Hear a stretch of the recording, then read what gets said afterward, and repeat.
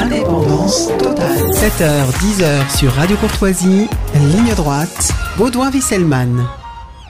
L'île de Lampedusa, située à moins de 150 km des côtes tunisiennes, est actuellement confrontée à une vague migratoire de plus en plus massive. Depuis le début de l'année, 124 000 migrants sont arrivés sur les côtes italiennes, soit 2 fois plus qu'en 2022. Et plus récemment, entre le mardi 12 septembre et le vendredi 15 septembre, au moins 10 000 migrants ont débarqué au port de Lampedusa dans plusieurs centaines de bateaux et de façon quasi spontanée. Le centre d'accueil de l'île, conçu pour héberger 400 personnes, a évidemment été rapidement débordé et de nombreux migrants ont été contraints de dormir à l'extérieur dans des lits de fortune en plastique et donc dans des conditions humanitaires évidemment intenables. Les autorités italiennes ont donc mis en place un plan d'évacuation massif. Pour faire le point sur cette situation, nous sommes avec Grégory Rouz. Vous êtes essayiste, chroniqueur dans Valeurs Actuelles et auteur du Retour du Roi aux éditions Ad Gloriam. Bonjour. Bonjour Baudouin, bonjour Damien, et bonjour à tous. Grégory. Et bonjour Damien Rieu, vous êtes lanceur d'alerte, membre de Reconquête, et vous revenez de l'île de Lampedusa où vous êtes rendu ces derniers jours. Alors déjà, quel est le sentiment des habitants ? On a vu, je crois que c'était le maire de Lampedusa qui disait on veut juste vivre libre, stop, faites quelque chose. Effectivement, les habitants au début, ils ont affaire à des naufragés, donc ils les aident, mais c'est vrai qu'au bout de 2-3 jours, là, ce qui ressort, c'est l'agacement, l'inquiétude et même la colère, parce qu'il y a un sentiment d'abandon, il y a un sentiment de submersion, et c'est une île qui vit du tourisme, qui vit de la pêche et qui n'a pas envie de devenir le dortoir des migrants qui arrivent en Europe. Donc là, oui, effectivement, les riverains, depuis quelques jours, commencent à se mobiliser et à manifester leur colère. Et d'après vos informations, les arrivées continuent sur l'île ? Les arrivées continuent, effectivement. Le centre, en fait, il est très rapidement vidé par les autorités italiennes, mais il se remplit tous les jours et au bout de 48 heures, il y a des bus qui arrivent, des bateaux, et ils sont emmenés soit en Sicile, soit sur le continent italien, dans d'autres centres pour migrants, où ensuite leur dossier va être analysé. Alors une partie va s'enfuir de ces camps, ce qui ne dérange pas forcément l'Italie. En fait, il faut bien comprendre dans cette histoire que l'Italie est un pays de transit, puisqu'en fait, les migrants veulent venir soit en France pour les aides sociales, soit en Grande-Bretagne pour ceux qui veulent travailler. Et donc, en fait, l'Italie, si on ne l'aide pas, elle va laisser passer les migrants, elle va laisser faire. Un peu comme nous, si on ne recevait pas l'argent des Britanniques à Calais, on laisserait passer les migrants qui veulent traverser la Manche. Donc, c'est pour ça qu'il faut être solidaire avec l'Italie, c'est parce que c'est la porte d'entrée de l'Europe, de la France, et que tant qu'on aura un système social aussi généreux, eh bien, les migrants seront attirés et viendront chez nous. Donc, il faut être solidaire avec les Italiens. Parce que chez eux, c'est surtout, ils sont victimes de la situation, de notre faute. L'Allemagne a décidé finalement de continuer à accueillir des migrants arrivant en Italie, a déclaré le ministre de l'Intérieur, 2 jours après avoir annoncé à l'inverse la suspension d'un accord sur le sujet avec Rome. Alors Grégory Rouz, finalement l'Allemagne va prendre sa part. Ursula von der Leyen a expliqué que il faudrait de la fermeté, mais finalement aussi accueillir ces migrants. Ils arrivent sur Lampedusa, puis ils sont reconduits sur le continent. Et finalement, ils arrivent sans vraiment voir la porte fermée, entre guillemets. C'est ça, comme l'a très bien expliqué Damien, qui est allé sur place voir ce qui se passait concrètement sur cette île. L'Allemagne avait d'abord déclaré avec un petit peu de fermeté qu'elle n'accueillerait personne, et je pense que c'est surtout sur l'influence d'Emmanuel Macron, qui avait lui, le premier, je crois, déclaré qu'il fallait une solidarité européenne.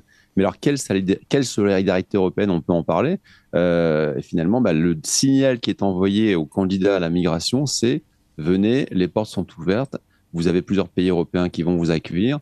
Alors qu'aujourd'hui, on peut se poser la question tout de même, que se passe-t-il ? Qui sont ces gens qui arrivent massivement sur les territoires européens et qui ensuite sont diffusés, pour reprendre l'expression d'Emmanuel Macron, on va répartir les difficultés en France et en Europe. Je rappelle quand même que, et j'ai réalisé une carte qui sera bientôt publiée, la France est truffée partout, même dans les plus profondes campagnes, de centres d'accueil pour migrants dont on ne sait quasiment absolument rien. Et on voit aussi que la relation qui peut exister, la corrélation qui peut exister entre la criminalité, les zones criminogènes, et puis la présence de personnes venant d'autres pays, a priori de pays maghrébins ou africains, est quand même relativement forte. Donc l'Europe a été créée pour éviter les nouvelles guerres intestines entre Européens. Et je pense qu'il faudrait repenser à reconstruire une nouvelle Europe, une nouvelle Union européenne pour éviter les guerres dont on importe les germes aujourd'hui entre les Européens autochtones et des personnes qui viennent d'ailleurs pour profiter de confort matériel avant tout, mais pas pour faire partie de notre grande civilisation qui est en train de péricliter à très grande vitesse. Merci Grégory Rose. On y revient dans un instant. Il est 9h, c'est le moment de faire un point sur l'actualité avec Adèle Rosner. Ligne droite. Allez, venez, Milord, vous asseoir à ma table. Ici, c'est confortable. La table ronde. Je suis avec Grégory Rose, essayiste, et Damien Rieu, lanceur d'alerte et membre de Reconquête, qui revient de l'île de Lampedusa. Alors, quel est le profil des migrants que vous avez croisés sur l'île ? On parle souvent d'une forte majorité d'hommes dans la force de l'âge. Est-ce que vous avez croisé aussi des familles ou des femmes ? Alors moi, les migrants que j'ai Avec des vus enfants. étaient particulièrement jeunes. Ils avaient, pour certains, peut-être 16, 17, 18 ans. Tous des garçons. J'ai vu, on va dire, quelques dizaines de femmes, quelques enfants. Mais c'est vrai que plusieurs milliers de jeunes hommes. Donc c'est très impressionnant. Ils sont très jeunes. Ils semblent un petit peu perdus, hébétés, et puis quand on leur parle, ils nous disent clairement, alors moi je rêve d'être footballeur, moi je veux aller en France pour les aides sociales, dit comme ça, parce que je viens du Burkina Faso, et là-bas, à la télé, on m'a parlé des aides sociales. Donc ils savent pourquoi ils partent, mais en même temps, on se demande, enfin moi quand je les regardais, je me disais, mais qu'est-ce qu'ils vont devenir chez nous ? Je les voyais déjà errer dans nos rues sans but et sans trouver leur place. Ça paraît assez incongru de les voir chez nous.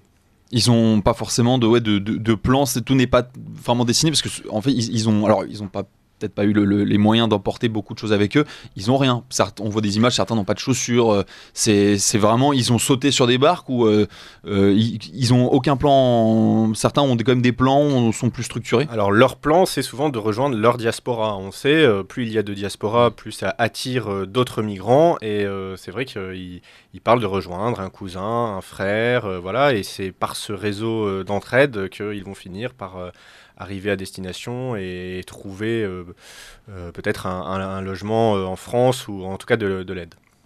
Alors Grégory Rose, est-ce qu'on peut revenir sur ce que vous disiez tout à l'heure ? Emmanuel Macron a déjà parlé de répartir ces migrants. Il y a déjà un plan dans les pays européens. En France, il y a déjà un plan pour les répartir sur le territoire. Apparemment, à l'approche des JO 2024, il faut rendre la répartition des migrants plus égale. Comment ça va se passer concrètement, cette répartition ? Ah oui, il faut la rendre plus égale et surtout moins visible aux yeux des observateurs étrangers, européens comme extra-européens. Eh bien, comment ça va se passer ? Ça se passe très, très, très discrètement. C'est-à-dire que ce sont les préfets qui ont toute liberté pour installer soit un CADA. Alors, il y a plusieurs noms. Nous, on ne sait pas vraiment, si on ne s'intéresse pas vraiment à la question, on ne sait pas de quoi il s'agit. Il y a des CADA, des CAES, des CPH, des UDA, des PRADA. Voilà, c'est des noms un petit peu abscons, tout ça. Mais en gros, ça se passe, c'est arrivé près de chez vous. Et là, la carte qui sortira très bientôt démontre que partout en France, vraiment partout, même dans les villages et départements les plus reculés, là, je vois là, à Saint-Flour, à Champagnac, à Lagarde, à Péra-le-Château, eh bien, vous avez des centres de migrants qui peuvent accueillir 50, 60, 70 places dont des demandeurs, qu'on dit migrants, concrètement, c'est des demandeurs d'asile ou des demandeurs du statut de réfugié. Le problème, c'est que finalement, parmi ceux qui sont reçus, très très peu bénéficient d'un asile véritable ou d'un statut de réfugié, et beaucoup sont renvoyés, leur demande est rejetée. Que leur arrive-t-il ? Ils sont censés être dans un centre de rétention administrative pour retourner du pays d'où ils viennent, mais moins de 95% actuellement des demandes d'expulsion, des OQTF, sont exécutés. Et aujourd'hui, à l'approche justement des JO, il est demandé de faire beaucoup moins d'OQTF pour mécaniquement augmenter le pourcentage d'OQTF exécutés. Voilà ce qui est en train de se passer.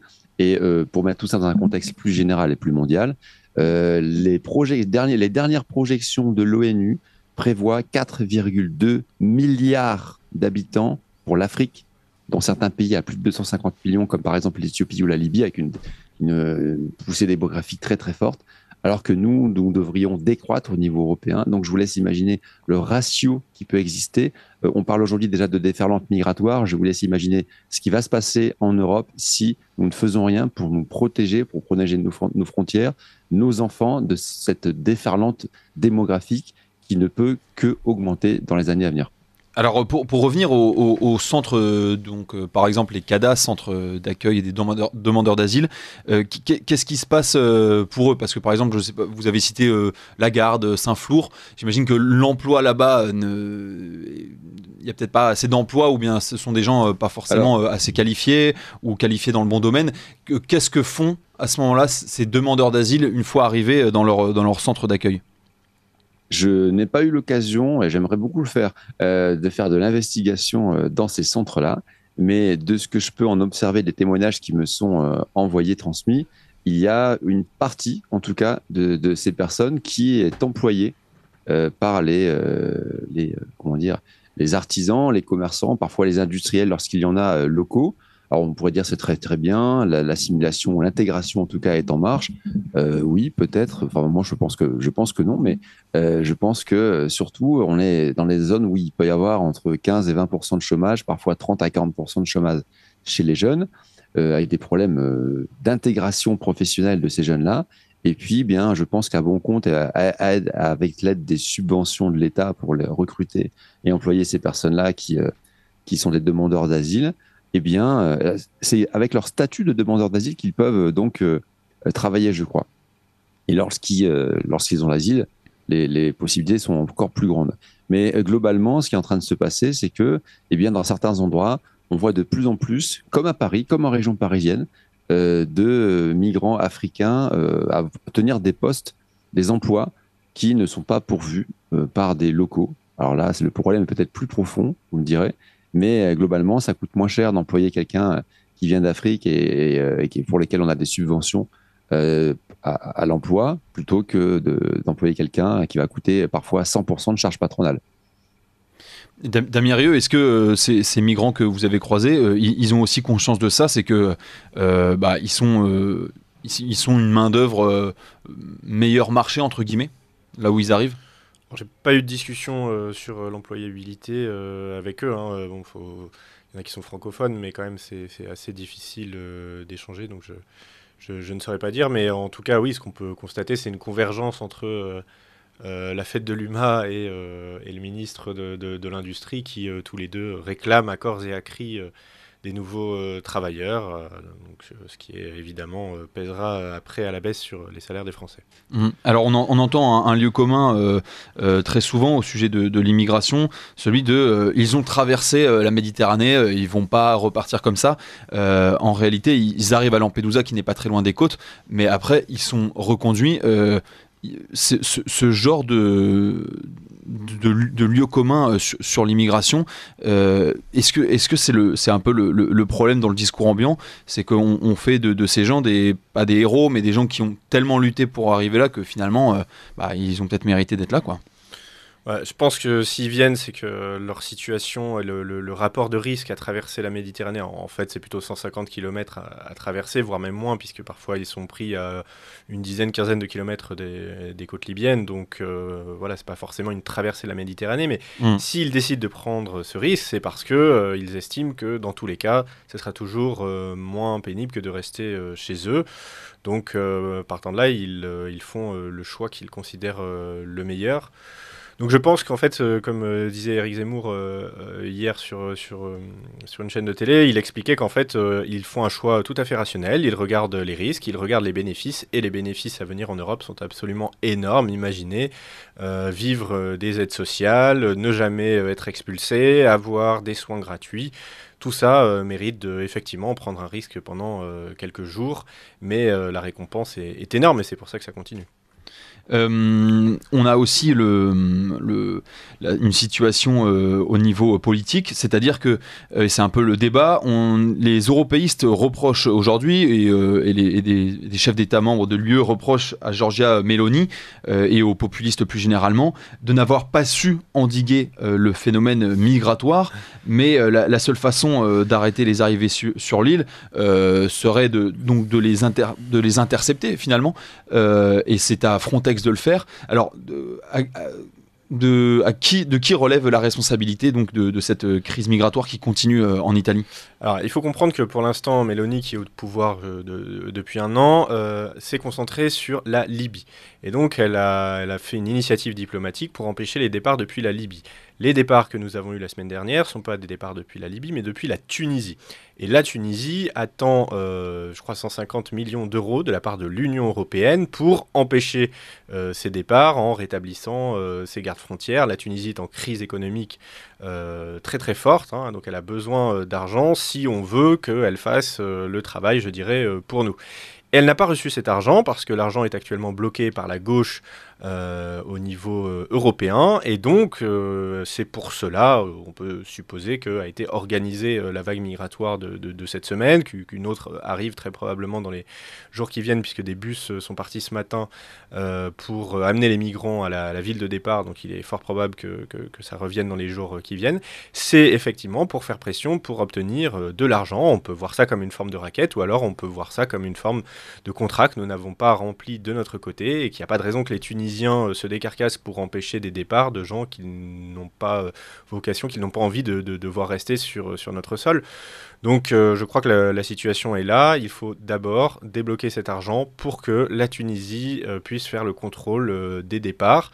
Et ça, c'est pas la faute de Meloni, en l'occurrence, c'est la faute de l'Union européenne. Donc il faut effectivement faire pression sur l'Union européenne pour que ces fonds soient débloqués. Il y a suffisamment de fonds qui sont dilapidés pour des causes absolument inutiles, pour que pour une fois, on puisse les flécher vers quelque chose de concret qui empêchera les traversées. Grégory Rose, est-ce que vous remettriez la faute plus sur Giorgia Meloni ou sur l'Union européenne, donc qui tarde à verser donc ces aides à la Tunisie, mais aussi qui a une politique à ses frontières plutôt laxiste ? Alors, l'Italie, comme la France, comme tous les pays de l'Union européenne, a fait un transfert de souveraineté sur pas mal de domaines. Et je trouve que le travail de Giorgia Meloni, avec les moyens dont elle dispose, est assez impressionnant et assez important, même si on la critique sur d'autres points. Il faut prendre le temps de faire les choses, et elle est assez minoritaire en Union européenne. Donc moi, j'aurais plutôt tendance à saluer ses efforts. Maintenant, on le sait bien, depuis le pacte de Marrakech, dont on nous avait dit à l'époque, non, ce n'est qu'un pacte, ça n'a aucune incidence sur les traités européens. On voit bien que finalement, ces composantes sont vraiment de plus en plus appliquées par les institutions européennes, et que tout est fait pour faciliter l'arrivée des migrants, leur intégration, notamment pour des raisons économiques, puisque les gens, globalement, qui se trouvent dans les institutions européennes, sont du même type que notre président de la République, c'est-à-dire des gens gavés de technocratie et d'idéaux transnationaux, complètement déracinés, et qui n'ont qu'une vision relativement économique et fonctionnelle des arrivées et départs, des intrants et des sortants, ce que l'on peut regretter. Mais en tout cas, la question que moi je me pose aujourd'hui, c'est à partir de quand les institutions, qu'elles soient européennes ou nationales, vont considérer que nous avons affaire à, comme l'a dit d'ailleurs Éric Zemmour, une invasion. Vous avez 8500 en 3 jours. 8500 en 3 jours, vous l'avez rappelé, 10 000 en plusieurs jours. Ouais, on est à 11 000 selon. 6 000, c'est ça, ouais. Enfin, une dizaine de milliers face à 6 000 habitants. Et là, j'ai regardé les images et je suis encore choqué, parce que il faut en arriver à un dédoublement de la population. Plus de 60% donc d'habitants qui viennent d'Afrique en 3 jours. pour que les gens commencent timidement à sortir dans la rue, parce qu'ils étaient 200, je crois, pour dire du bout des lèvres, sélectionné par BFM TV, oui, on n'a rien contre les migrants, mais on ne veut pas que notre île devienne une prison à ciel ouvert. Donc on en est encore dans cette espèce de laïus, on est gentil, surtout ne nous traitez pas de racistes, hein. On a 6000 personnes qui viennent d'arriver, ne nous traitez pas de racistes, quoi. C'est quand même assez incroyable, la puissance des médias pour dire on vous couvrira d'opprobre si vous êtes raciste, même si vous êtes complètement envahi dans votre île, quoi. C'est assez intéressant, assez impressionnant. Une réaction Damien sur cet opprobre qui menace toute personne, toute institution, tout dirigeant qui émet a priori un avis négatif à l'immigration sans borne. Là où il faut prendre en compte le fait que c'est justement l'appel d'air qui met en danger la vie des migrants. Donc en fait, ceux qui menacent leur vie, c'est ceux qui les font traverser, à la fois les passeurs et à la fois ceux qui réclament leur venue par un appel d'air ou en expliquant que l'immigration va être régularisée, etc. Donc c'est eux qui sont responsables quand il y a des morts en mer. Après, pour les habitants de Lampedusa, en fait, il faut se mettre à leur place. C'est vrai que les migrants ne restent normalement pas très longtemps sur place. Donc il y a un flux, mais une fois que le flux est parti, le camp était quasi vide à un moment donné, il se remplit dans la nuit, et puis le lendemain, il est vidé. Donc en fait, il y a assez peu de migrants qui restent très longtemps sur place. On est dans une zone quasi de transit, et c'est vrai que ça a un impact économique parce que c'est une île touristique, mais je dirais que c'est pas un phénomène de colonisation. Les migrants ne restent pas sur place. Donc en fait, c'est plus des désagréments, je dirais, temporaires, et donc c'est pour ça qu'ils ne voient pas les choses comme nous. Les Italiens aussi, en grande partie, voient ces migrants comme des migrants en transit. Donc ils n'ont pas la même vision que nous, ou par contre ils vont s'installer de manière définitive. Alors, Ursula von der Leyen, présidente de la Commission européenne, se rend sur l'île. Gérald Darmanin aussi va s'y rendre. Giorgia Meloni s'y est rendue aussi, hein, ou va s'y rendre. Donc, mobilisation énorme, inquiétude de toutes parts, appel à la fermeté. Mais bon, pour quel résultat, au final, ces gens seront conduits sur le continent et répartis, Grégory Rose?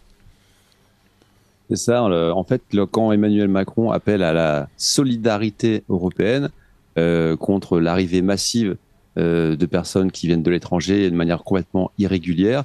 Ce n'est pas pour préserver l'intégrité nationale, par exemple, comme le prévoit la Constitution, hein. Il y a 2 articles qui prévoient ça dans la Constitution, mais c'est vraiment pour ensuite répartir, donc faire du saupoudrage. Donc ça pose plusieurs questions. La première, c'est on ment aux Français, on leur fait croire à l'approche des élections européennes que Emmanuel Macron se droitise un peu et va faire quelque chose contre l'arrivée de ces migrants, mais en fait, en réalité, non. Tout ça va se faire très, très discrètement, et ceux qui suivent un petit peu l'actualité vont se rendre compte parce qu'ils lisent le journal local et ils vont savoir traduire ce que c'est qu'une CADA, par exemple, et les autres le découvriront dans leur quotidien. Alors aujourd'hui, vous me direz, c'est pas grave, 50 habitants dans une petite ville comme ça se voit pas, mais c'est la politique des petits pas. C'est-à-dire qu'aujourd'hui, c'est 50, demain, ce sera 150, puis ensuite 200 ou 300. Je finis sur une anecdote. C'était en 2016, pas loin de chez moi, un centre de migrants dans un petit village de 250 habitants devait recevoir justement 250 migrants. Réunion, on nous a dit ça va durer 6 mois, pas un jour de plus. Ça a duré 4 ans. On a annoncé dans la presse la fermeture et je me suis rendu compte, pas plus loin que la semaine dernière, que ce centre avait fermé il y a seulement 4 mois. Et pendant tout ce temps, il continuait à accueillir des migrants dont certains étaient répartis dans le territoire sans en bouger. D'autres fuyaient parce qu'ils ne voulaient pas y rester. Mais globalement, c'est ce qui va se passer. La solidarité européenne qu'appelle Emmanuel Macron, c'est la solidarité concernant la répartition. Et von der Leyen, d'ailleurs, l'a confirmé dans sa dernière intervention. Et en fait, ce à quoi on assiste, vous dites, c'est que on veut répartir donc ces migrants, comme si donc ils étaient juste des numéros ou des pions interchangeables. Mais en fait, ils veulent pas rester dans des coins très ruraux. Donc en fait, ils retournent dans les grandes villes. Oui, enfin, leur intérêt n'est effectivement pas de rester dans un coin qui nous attire pour plein de raisons. Lorsqu'on vient de leur pays, comme l'a dit Damien, on rêve d'une belle vie, d'une grande vie, d'une vie pleine de richesses, plein de plaisirs matériels. Et donc, ça, a priori, ce sont dans les grandes villes qu'on le trouve. C'est pas dans la Creuse, pardon, même si j'adore ce département, mais pour eux, non, c'est pas ce qui les fait rêver. Ce qui les fait rêver, c'est c'est les grandes villes, hein, grandes villes françaises ou ailleurs, et puis Les tous opportunités les économiques. avantages matériels qui vont avec. Voilà, c'est ça. Alors Damien Rieu, vous parliez de vouloir donc stopper cet appel d'air, mais même si on stoppait, et notamment en stoppant les aides sociales, mais même en faisant cesser ces aides généreuses, que ce soit une allocation pour les demandeurs d'asile ou bien l'AME, le temps que ces potentiels migrants prennent conscience, ce flux continuerait. Comment arrêter ces flux ? Déjà, en arrêtant les messages de bienvenue, les messages de régularisation. Si on a un président de la République qui prend la parole et qui dit, voilà, à partir de maintenant, vous ne serez pas reçus, vous serez renvoyés chez vous. Si on installe des camps, des hotspots de l'autre côté de la Méditerranée, si les demandes d'asile se font de l'autre côté de la Méditerranée, si on a tout ce système qui est mis en place, et que surtout toute personne posant le pied de manière illégale en France repart, le message va être rapidement entendu en quelques semaines, quelques mois. Donc c'est une question de volonté, c'est un message politique fort à donner, et c'est tout à fait dans les possibilités si Emmanuel Macron le voulait. Je voulais juste dire un mot quand même sur la question de l'Italie. En fait, l'Italie n'est pas libre de sa politique migratoire aussi parce qu'elle est dans un état financier absolument déplorable. Elle attend plus de 150 milliards de la part de l'Union européenne et qu'en fait, tant que l'Union européenne tiendra financièrement l'Italie sera un petit peu à sa botte, c'est le cas de le dire. Et en fait, c'est une réflexion que je me fais sur ceux qui appellent à toujours plus de dépenses en France, toujours plus de dettes, ou qui ne s'inquiètent pas de nos dérives budgétaires. C'est qu'en fait, demain, ces dérives budgétaires seront utilisées contre nous pour attaquer notre souveraineté. Donc il est très important d'avoir une économie forte et d'avoir des finances saines pour être libre après de mener sa politique et ne pas être dépendant de financement comme là en l'occurrence l'Union européenne. L'Italie n'est pas dans notre situation, l'Italie est au bord de la faillite et donc elle est absolument dépendante aujourd'hui de cette manne financière qu'elle attend pour retrouver sa liberté et des marges de manœuvre pour faire plus pour empêcher cette immigration, alors pour l'instant elle est vraiment dépendante de von der Leyen. Alors que ça soit ce marchandage à la subvention européenne ou sur Schengen ou sur cette politique de répartition, en fait on voit quand même se dessine le problème de l'Union européenne sur cette question migratoire, non ? Mais il y a effectivement l'Union européenne et son idéologie, et l'idéologie à Bruxelles est favorable à la migration. Néanmoins, quand on a la volonté à l'intérieur de l'Union européenne de ne pas avoir d'immigration ou de sélectionner son immigration, eh bien on peut le faire. Hein. Les Polonais, les Hongrois notamment, sont à l'intérieur de l'Union européenne et n'ont pas de vagues migratoires qu'ils ne maîtrisent pas. À l'inverse, les Britanniques qui sont à l'extérieur de l'Union européenne n'ont jamais eu autant d'immigration et ne réussissent pas du tout à la stopper. Au contraire, elle s'aggrave depuis leur sortie de l'Union européenne. Donc on voit que l'Union européenne a effectivement une idéologie et une action, notamment avec l'inaction de Frontex, qui va plutôt dans le sens de l'immigration, hein, c'est une évidence. Mais en sortir ne garantit absolument rien et ne préserve pas, comme le montre la Grande-Bretagne. Alors Grégory Rose, Matteo Salvini, ancien Premier ministre italien, est poursuivi actuellement depuis 2021 pour avoir empêché des bateaux d'accoster sur les côtes italiennes. Est-ce que on a désamorcé d'avance un moyen simple d'empêcher ces bateaux, c'est-à-dire d'empêcher ces migrants d'arriver, c'est-à-dire de stopper ces bateaux, de forcer à faire demi-tour ou d'aller ailleurs. Si demain les vagues de migrants ne sont pas de 10 000 mais de 20 000, 30 000 personnes, on a disqualifié d'avance cette hypothèse ? Beaucoup ont la bataille juridique, puisque c'est une arme qui est tout le temps utilisée contre les idées opposées à l'immigration massive. Et on voit bien avec ce que vous venez de citer qu'il a simplement, en tant que Premier ministre, essayé de préserver l'intégrité territoriale de l'Italie. Donc il a fait son travail. Il est accusé. Il n'a pas encore été condamné, je ne crois pas. Hein. Là-dessus, je ne peux pas vous dire. Le procès a lieu ces jours-ci. Hein. Mais ce sera regardé avec beaucoup d'attention, mais c'est vrai que ce qui me paraît important de faire en retour, c'est d'attaquer juridiquement, systématiquement, dès qu'il y a quelque chose qui nous paraît relativement illégal. Damien l'a cité tout à l'heure, lorsque vous avez des gens qui appellent à l'immigration massive, qui appelle à la régularisation des sans-papiers, c'est quelque chose qui, dans la loi aujourd'hui, est illégal. Eh bien, il faut se constituer en association qui ont qualité à agir pour pouvoir aller au tribunal administratif ou même au pénal s'il le faut et enchaîner les attaques juridiques pour se défendre contre leurs propres attaques. Il y a ça et il y a les médias aussi, mais les médias ne sont pas vraiment, de manière générale, avec ce genre d'idées. Merci beaucoup Grégory Rouz d'avoir été avec nous. Vous êtes essayiste et chroniqueur, et merci à vous Damien Rieu, vous êtes lanceur d'alerte et membre de Reconquête.